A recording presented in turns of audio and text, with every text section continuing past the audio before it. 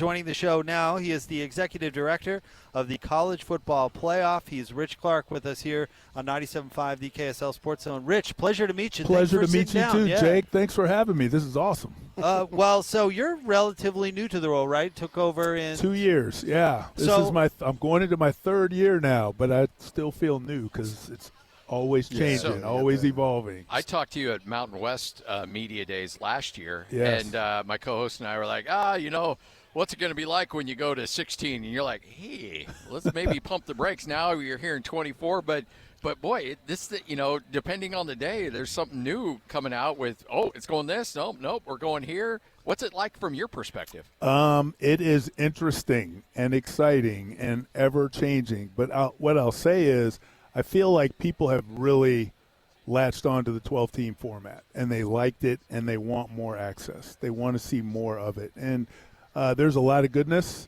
to it. I think the key is finding the right number, right? Is it 16? Is it 24? Or do we stay at 12? And that's the journey we're on right now, working with the commissioners. And I still love it, though, even with some of these changes in the air and the possibilities. It's just been a dream job for me, and college football is, I think, at a peak. It's just so great right now, and it's an honor to be a part of it. And having the CFP as the cap off to a great regular season is just awesome. There's an old baseball adage, and it's a joke, right? It's satire. If you want to get rid of the close plays at first, just move the bag back a yard. Right. So obviously you're just going to have the same amount. I'm wondering, as this thing develops, the Notre Dame not wanting to play and all on BYU figuring, I'm sure you heard from your Mark, they think they're going to be, they should have been in, blah, blah, blah. Do you get to the point where, all right, we're at 12 and, boy, fever pitch, I watch all the games. If you move it to 16, you let 4 teams in, well, then you just got a new set of problems. What are your thoughts on that? I agree.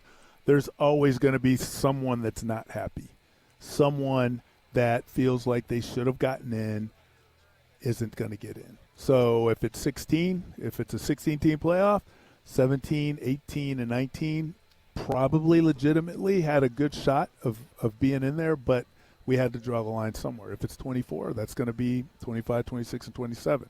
So I think you're never going to get to the point where you expand to where everybody's happy, but I think you have to find sort of that happy medium of how do we open the access up? Because last year we had 6 teams in the playoff that hadn't been in it before. We had 3 teams in the semifinals that hadn't been in a semifinal before.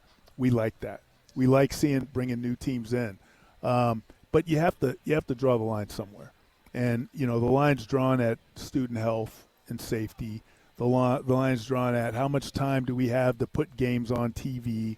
How much do we infringe upon the academic calendar? There's so many different things that matter and that we have to take into account.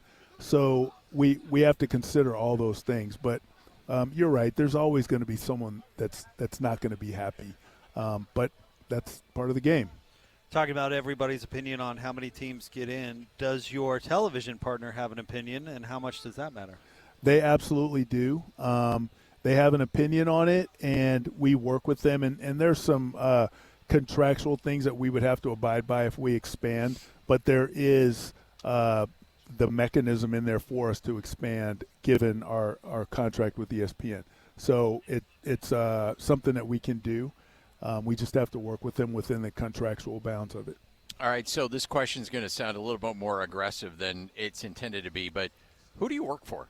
Is it the commissioners? Is it like who do you ultimately answer to as the director of the College Football Playoff? I answer to what we call the management committee, which is the 10 FBS Football Bowl subdivision commissioners and the athletic director of Notre Dame. So those 11 people form the management committee, and they are my direct bosses.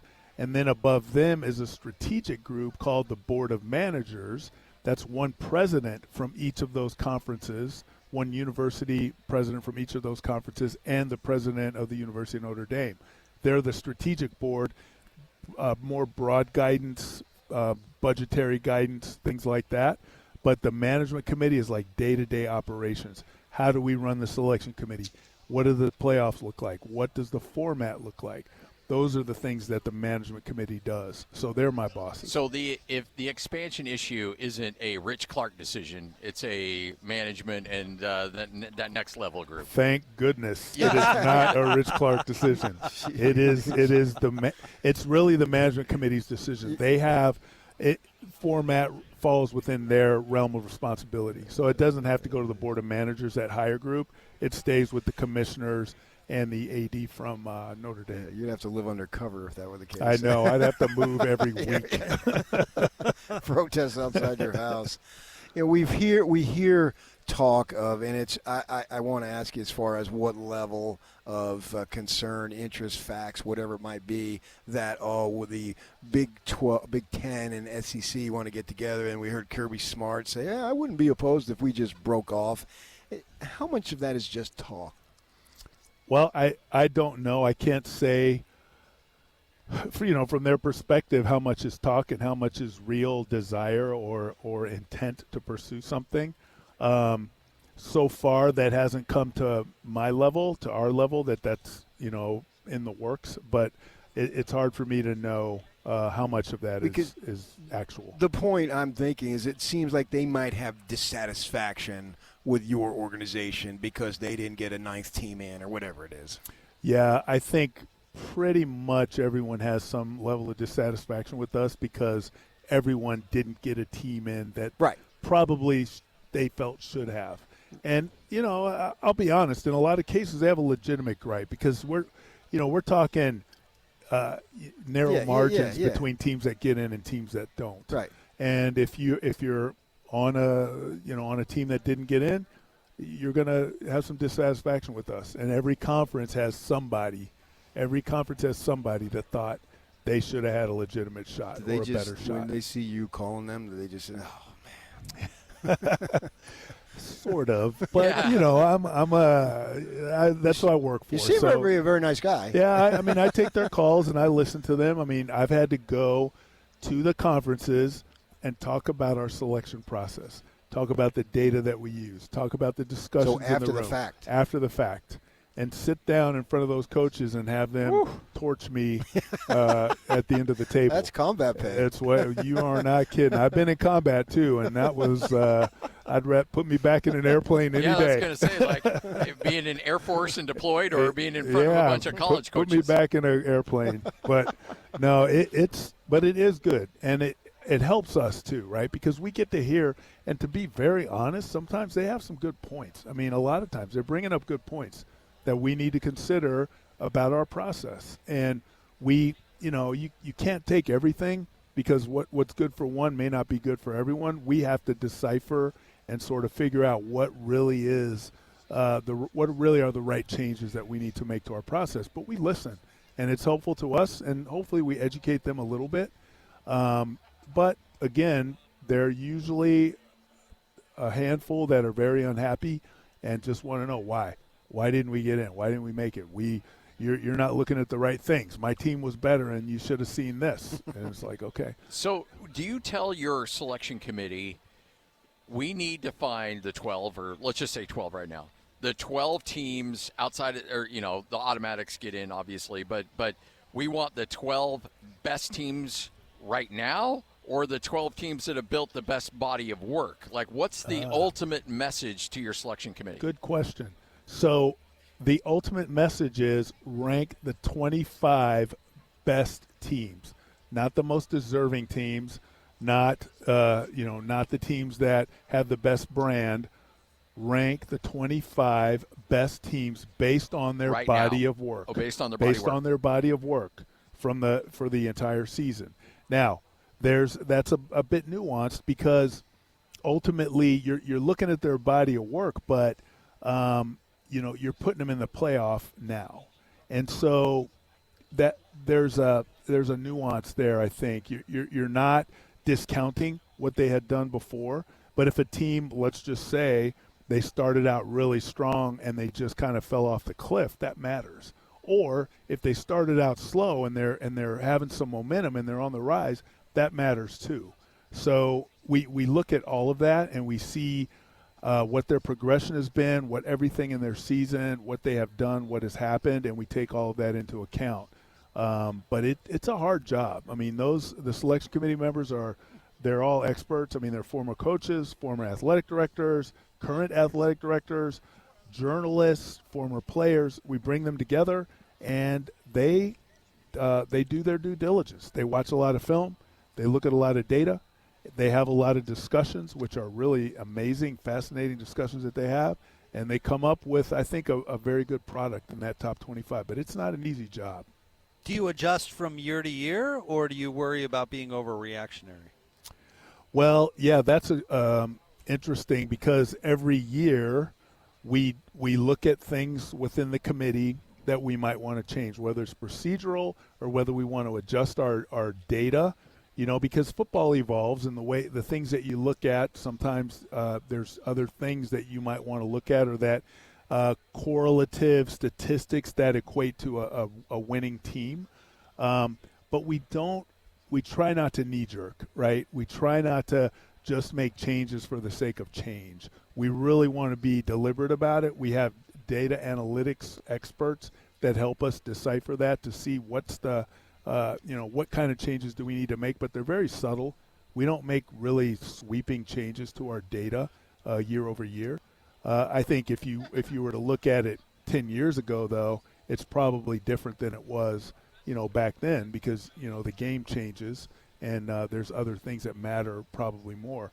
But one thing that we do is we make all of the data available to those selection committee members. They have hundreds of pieces of information that they can look at, and we make that available to them. They all look at the game in a different way. Coaches look at it differently than athletic directors, who look at it more differently than players. But we make it all available to them, and we try not to prescribe, you have to look at this or you have to look at that. It's use your expertise, and then you bring it to the table for discussion. And when everybody is legitimate about their discussion and they're open and honest, that's when you really have the richness of the selection process. What do you think is the timeline for 12 to 16 if it were to happen?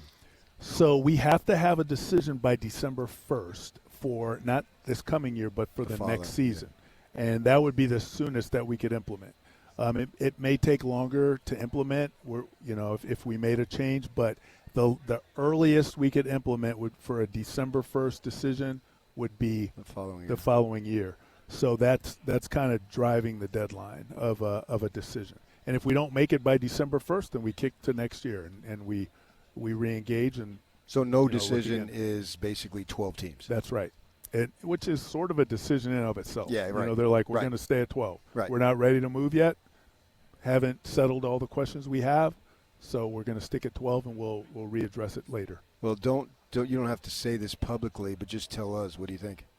So it's just the four of us. All right, don't tell anybody. We're going 32. Yeah. Yeah, if only I knew. But they're 12, 16, 24 are legitimately on the table, and we just don't know. We don't know yet, but we're digging deep. Every time we meet with the commissioners, with the management committee, we answer a bunch of questions, we bring in some of our own data, we talk, we look, we discuss, and then there's 10 more questions, and we bring that. Right. And they are very deliberate. I mean, these are professionals, and they're not going to rush into a bad answer or a bad situation. I just wonder if we have like Democrats and Republicans. Well, the Big Ten says this. Well, then the SEC is going to say that, and then they just go back and forth. Man, I'm wondering if there can be some type of consensus. We're never going to agree with you, and then we have that in the world today. Right. Well, I think first the good thing is, and you kind of brought it up. If we don't have a decision, we're in a good place. We stick with 12. However, I do believe most of the commissioners and the Notre Dame AD are in favor of expansion. It's just a matter of how much. I think most of them are in favor of it. Right. But we'll see, And if they can't, the bottom line is they can't agree to how much, then we stay where we are. And that's kind of how it's going to go. But I think that they will come to an answer. I really do. I think that they want to expand enough that they're going to work to it and figure it out. How do you weight opinions from maybe Greg Sankey to Gloria Nevarez. You don't want to weight one more than the other, but one's got a little bit more, power behind it than the other. Just being honest. Yeah, you're absolutely right. And by our protocol and our operating procedures, there has to be meaningful discussion with all of the commissioners. That has to happen, and they do that. If there's a change, the Big Ten and the SEC have to agree to that. They have to agree to whatever change we have. So ultimately, you do have some commissioners that have a heavier weight in the decision process, but all commissioners have to contribute, and all commissioners' opinions matter, and they all have to bring that to the table. But the two commissioners from Big Ten and SEC have to agree on whatever the decision is. Well, we appreciate it. Thanks for coming by. Thank you for having me. Thanks, Rich. Appreciate you guys. Yeah, appreciate absolutely. you. That is Rich Clark, Executive Director of the College Football Playoff.